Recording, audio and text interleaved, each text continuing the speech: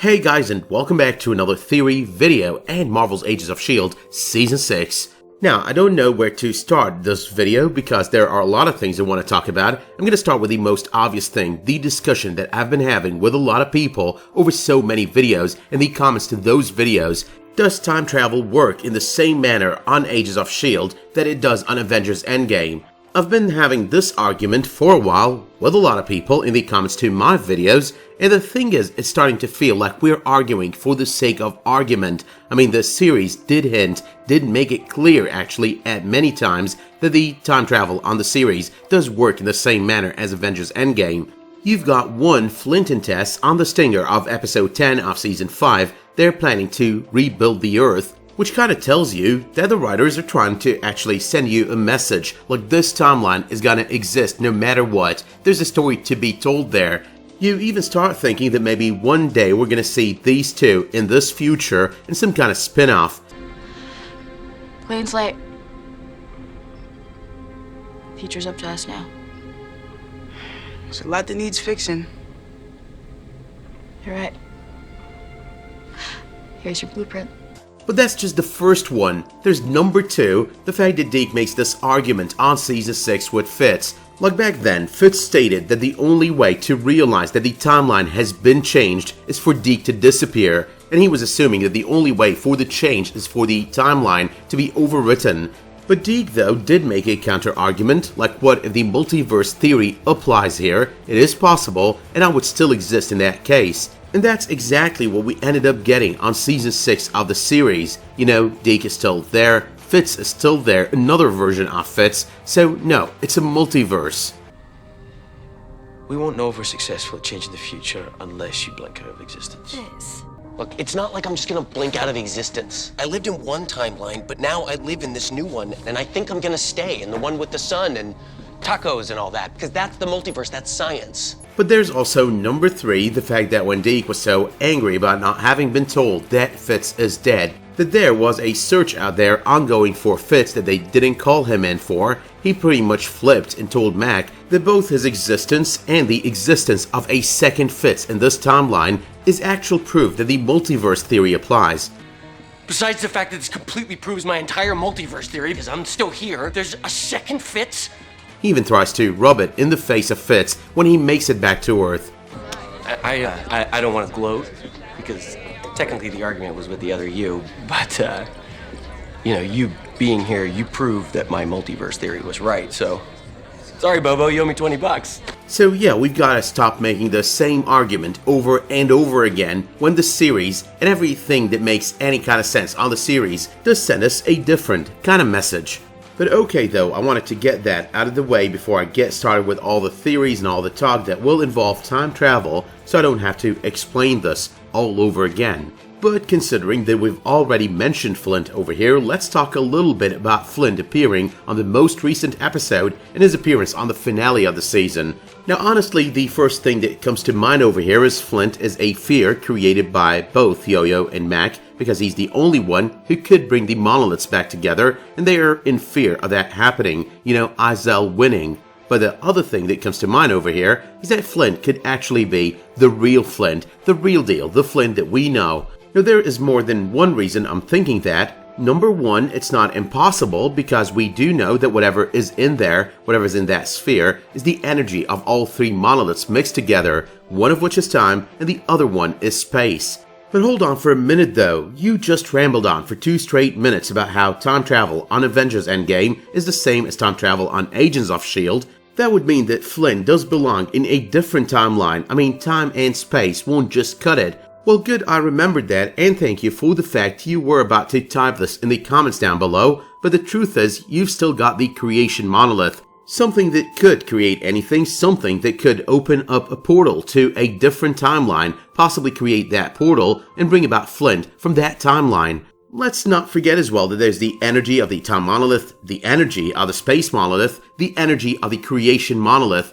and then there is the fact that all 3 of them are kind of mixed up together due to the explosion and contained in that orb. We've got no idea how that would end up working and the possibilities that that brings to the table. But okay though, let's move on to number 2, the second reason why I think this Flint is pretty much the real deal.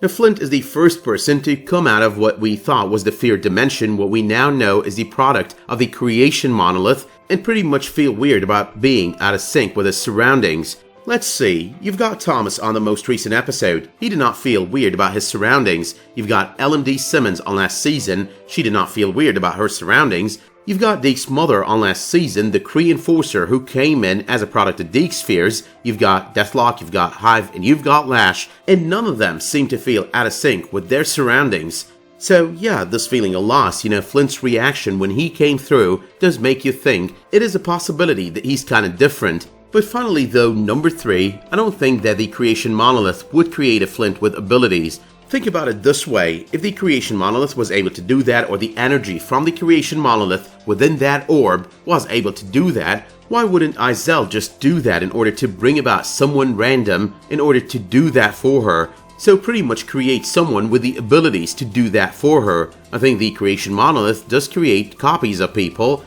It created Hive, it created Lash, it created LMD Simmons, but it really created the images and not the real deals. Hive didn't have any abilities, Lash probably didn't have any abilities, beating them, taking them down. That was just so easy for 2 of the most powerful Inhumans that we've met on the series. But let us though talk about the Chronicons on the most recent episode and the possibility of time travel happening on the finale of the season, like the cliffhanger of the season.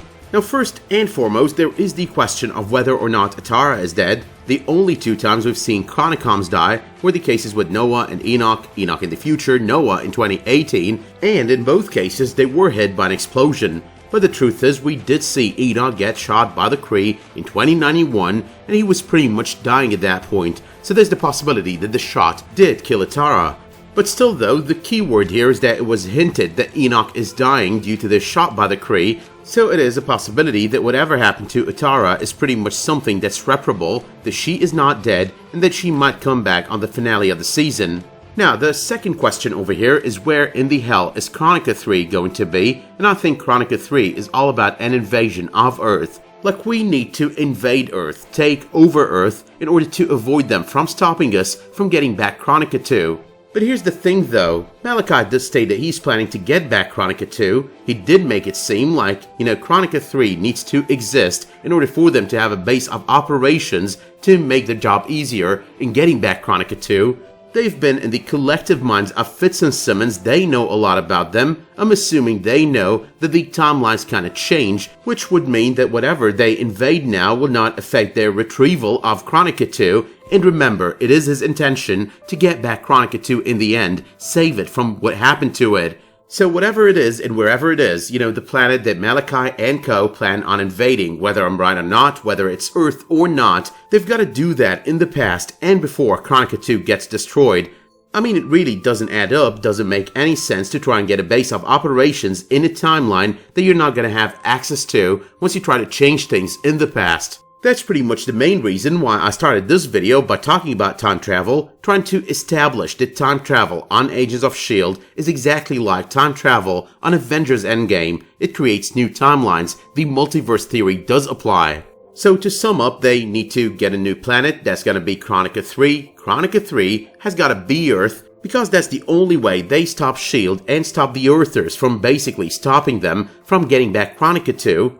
They also need to have a base of operations, a backup in order to reinforce their plans, and because multiverse theory applies, they've got to do that in the past and not in the present. Their plan at the moment is about creating Chronica 3, followed by saving Chronica 2. So I do expect as well the cliffhanger of the season to be about time travel, like the very end of the season. It's either gonna be that or the scene with Enoch, Fitz and Simmons from the SDCC trailer, the stinger of the SDCC trailer, and that's pretty much going to be about him telling them all about what Malachi is doing, what he's planning, all about the death of Atara at the hands of Malachi. Like, we've got this rogue faction, they're planning time travel, and they're going to destroy your planet or take it over. But that having been said though, there is one final theory, and that's probably gonna be one of my predictions as well. I'm not going to go through all the hints and possible Easter eggs towards Ghost Rider, I'm just going to talk about the 3 flat-out mentions. The Flaming Head with Sarge, Ghost Rider with Fitz, and Robbie Reyes with Simmons. If these three are not to culminate with an appearance of the Ghost Rider on the finale of the season, then I don't know what should. I do believe that he's going to make an appearance sometime on the finale of the season. But that though having been said, my work here is done, so let me know in the comments down below what you thought of all these theories, what you think is going to happen on the finale. Let me know what your predictions are. That might help me make my decision as well, or at the very least figure out whether or not we're all on the same page when it comes to the finale. Let me know as well if you did like this video by dropping it a much appreciated like, subscribing to this channel, and make sure while you're at it to enable notifications in order to get updates whenever I upload a new video, publish a new community post, or start a new live stream. But as per the usual, and until you tune in for another one of my videos, Agents of S.H.I.E.L.D. or otherwise, thank you so much for tuning in to this video, and have a great day.